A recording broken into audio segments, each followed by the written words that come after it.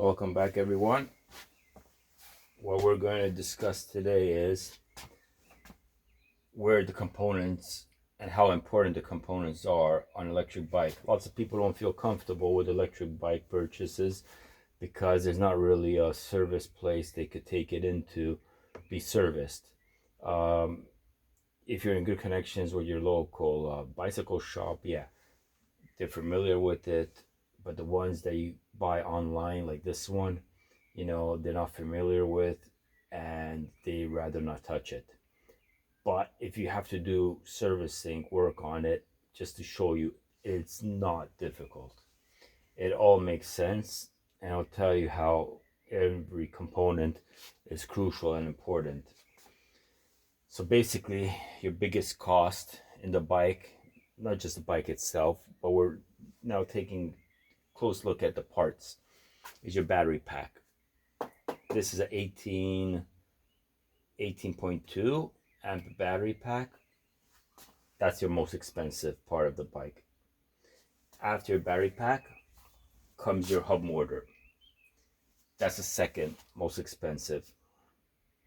And after that, it could be your display, your motor controller, which I'll show you where on this one is, and everything else broken down to little bits and pieces. Your braking system, like this one has hydraulic brakes, but all of that is just fraction. The biggest cost will be your battery pack. You just take it out. This is locked in with the key. I took it out, unlocked it, and your hub motor, that you could rebuild. The battery, once it goes bad, you know how it is. That's it. You could change individual cells. You could get a specialist if you're not comfortable with it. I'm not comfortable with it. I'd rather just replace the whole pack. But you could take it into some shops where they could refurbish it, get the bad cells out, put new cells in. So that could be like maybe in a 60%, 70% cost savings end of the day, but you never know, right? And that, let's leave. Let's say that's good. BMS is good. Battery management system, that's very crucial for battery packs. That's why I never leave the bike out in direct sunlight, because if that, especially it's black, it will overheat, and when it overheats, then you're gonna have issues. Same like when it's very cold. Like, I live in Europe, so we talk in minus and plus, so Celsius, not Fahrenheit. So anything below -10, it's a big no-no to keep it outdoors. And don't even try charging it just above +5. But I would say above 10. That's the safest bet. Anyhow, so here is the battery control. I just want to make sure everybody could see that. Just zoom up here a little bit more, like so. Okay, here is your battery controller. Lots of people ask me written comments and suggestions, where on this type of bike can I find the motor controller. Well, on this bike, it's right under here. It's right here. It's not hidden. It's only hidden when the battery's in. But other than that, it's a very good place they put it. A very good place. Lots of bikes will be somewhere close. It's always close to the battery pack. You got the battery pack, let's say here. And if it wasn't here, then it could be here.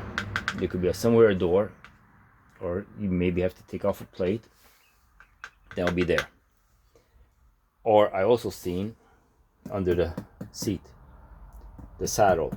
But then the battery is usually mounted here on some e-bikes. And if it's mounted here, then yeah, it will be under the saddle. The whole goal is to have very short distance between the two. Why is that? Because the amps coming out from the battery is going to have thicker cable. And that thicker cable, they don't want it to run a long distance. They wanted to get to the controller as fast as possible, so no shortages of high voltage. Okay, this is a 48 volts, but then you get, 60 and you got 70 plus. So what I'm saying is that is already considered high voltage. It's not 12 volts. Okay, it's 4 times that. So they just wanted to get with the thicker cables. Cost savings, you could say, yeah, thicker cables will cost more money, but it's just about the cables not to overheat. Get it close to the controller, and then from the controller, it just gets converted into the lights obviously stay DC, but the motor gets to be converted to 3-phase, which is AC. That becomes a AC, and that your converter, or basically your motor controller, is responsible for that. And this one is very easy to take out. Just undo the screws here. Well, it's a little bit hard to get to. I just want to show you that once you got the screws out, then you could get to your controller. But like I said, this controller doesn't have to be right under the battery. This is a very good location actually, and it's protected from the rain and all that stuff that could splash on because it's up high. One person wrote to me that they would like to put a second battery pack. Well, on this type of bicycle frame, you won't be able to put a second battery pack. That's the problem. And if you go for a bigger battery pack than the one you have now, it won't fit because the battery, as you can see, it's pretty high, and a higher one won't be able to fit. Wider one, you could get a custom one, but then it could rub into your knees there, and you can't put a battery here, and definitely don't even try to think of putting a battery this way because there's no support. And even if you were to put that support, that's all the tags. I had to even glue this one, these two. The battery pack already came with that being broken. I glued it with some super glue, but what I'm saying is that those 6 latches are actually what's going to keep the battery's weight. And this in kilograms, I think it's about 5 kilograms. So that's pretty heavy, yeah. So you don't want that to just hang there by itself like that, because you're going into terrain, and that's going to just bounce, crack, break.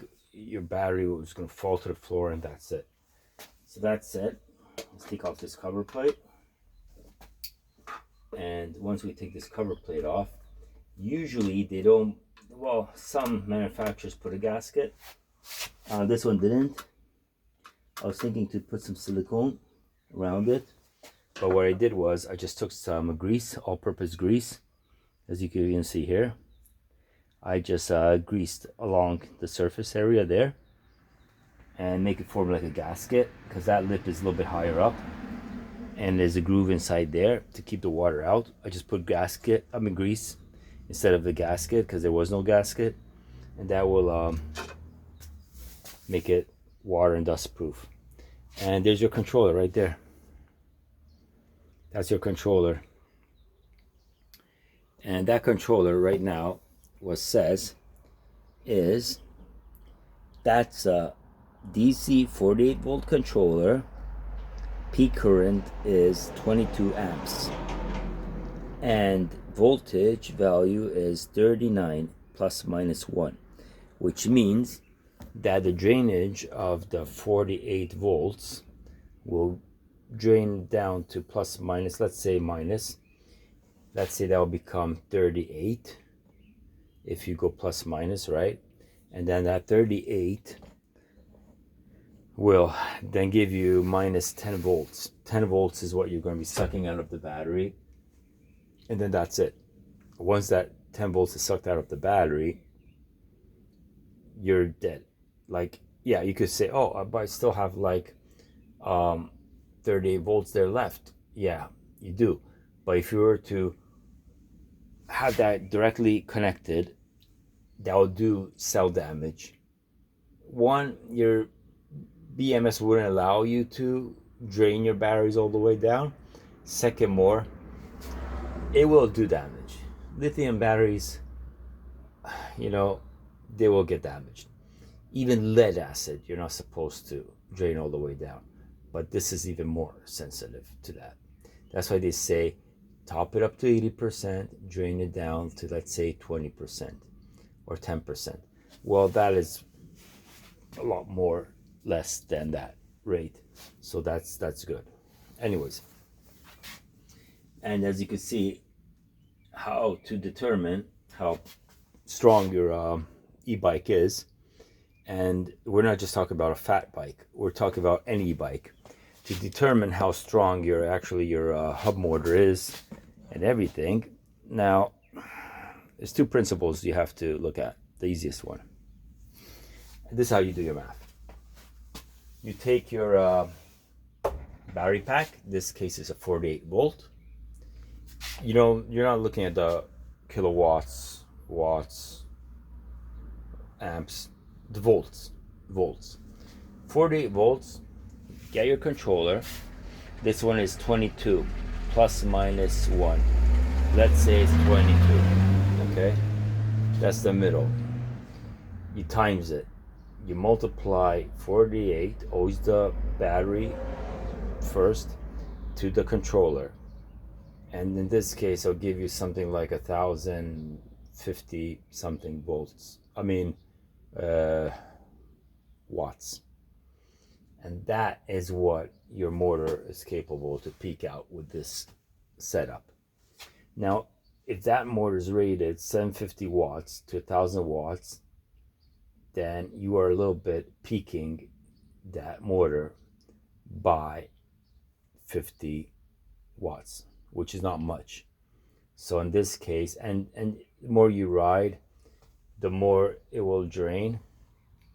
So that means then you could divide, let's say now 43, because it's draining, to your controller, which is, let's say this one we have, right? So 22, and you're going to get a smaller number. So basically how your battery performance drains, end of the day, what I'm saying is that when this is going to die out, the battery pack, it's going to be under that 10 volts. You're probably just going to have around 800 watts, not 1,050 in that motor. It's still good. It's still strong. But then don't think you're going to be able to go as fast up the slopes or do more off-roading with the same constant speed. It's not going to happen because your performance will drop. It will drop 250 watts, which you have bikes out there with 250 watts. Okay, so that will be a big difference for it to drop. But still, you'll be able to get home. And like this one, how it's set up, you could pedal to it, so you will have that all, set up properly. So end of the day, what I want to say also is that this one was sold as 1,000, peaks out at 1,500 watts. Obviously, the motor doesn't peak out at 1,500 watts because it can't. It can't peak out if the controller is only rated 22 amps, if the battery is only rated at 48 volts. If you multiply it together, you just get about 1,050 watts. Not 1,500, 1,050. But that's good if it does peak out at 500, but not with this setup. Now, the motor is the second thing you could do, is you could check the motor and see the watts on it. On this motor, unfortunately, there is no data showing. There's some serial numbers. It says the name. I tried to Google it. Didn't give me no luck. And I don't know what that peak performance is. But to know the real truth about it is, you kind of, think, yeah, that for sure is at least 1,000 watt motor. And if it is 750 to 1,000 watts, you're safe, because with that controller you're just going 50 over, so you're peaking it out. But that's going to be just for a short time, and once you get over that 20% and your bars are dropping on the battery, it'll equal out to 1,000, and from there on go downwards, so you're not going to do harm to the motor. But let's just say if this motor was 1,500 watts, that's very good. If it is, that means you could still change this controller, and you could change that controller to a higher current. You'll multiply the same way. Let's say you'll take a 25 amp one, you'll multiply that, and whatever numbers you get will be closer to your peak for the motor. But you really have to know then what the peak of watts is for the motor. If you don't know that, you have a chance of frying that motor. And if it's under warranty, usually they give 1 to 2 year warranty on the bikes, don't risk it. Keep the setup as it is, unless if you're willing to do it, but then forget a void, like the warranty is going to be voided, so forget about it. What I'm saying is that keep it stock, and after you feel the battery's going a little bit down more and I have no warranty on it, then you could experiment. You could, if you wanted to, you could get a bigger controller and get more power out of the motor. But it's best to know what watts your motor is running at to be safe. And second, also what I wanted to point out, if you were to change the controller, don't forget there's a software, and that number there showing you the software, they programmed that controller not for the motor. Now for the motor is still raw. We're looking at 48 volts DC going into the peak current. Output would be 22 amps, and you can see it's brushless, so that'll be 3-phase, and that'll be AC. That'll go to the motor there, to the hub motor. So, but what about your software? Now your software, it's about that, what it's connected to. You got your on off, you got your horn, you got your lights, you got your pluses, your minuses. That's where the software is going to control.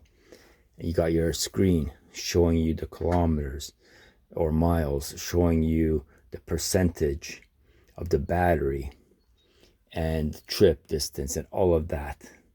And this is a keyless one, so it'll also show you, you got this card here, so it'll hook up with that, and that has to be all one. If I were to now change that controller, then that I'm 100% ain't gonna work. Maximum I could get the throttle to work, and maybe hopefully switch it on, and that's it. But then take into consideration, if you do change your controller, then think about, okay, your throttle's working, don't have to change that. Maybe that will work as well. It just switches on off. But then do consider a new screen. And if to the new screen they give you a different lock, like let's say key lock or a different pad, then you just have to change that as well. That setup will be changed as well, because this setup is going to that. So just to keep that in mind. But end of the day, like I said, the most expensive, to keep it short, your battery, your hub, then comes your controller. Why your controller? Because it'll all have that setup with it. If you can't get the same controller for some reason, they don't manufacture it no more with that software, then either you know someone who will program it, or you just get the whole kit itself with the screen, and then you're good to go, as long as it's 48 volts like the system or whatever system you have. It has to be that volts. Okay, so thank you for viewing. Like, subscribe, share.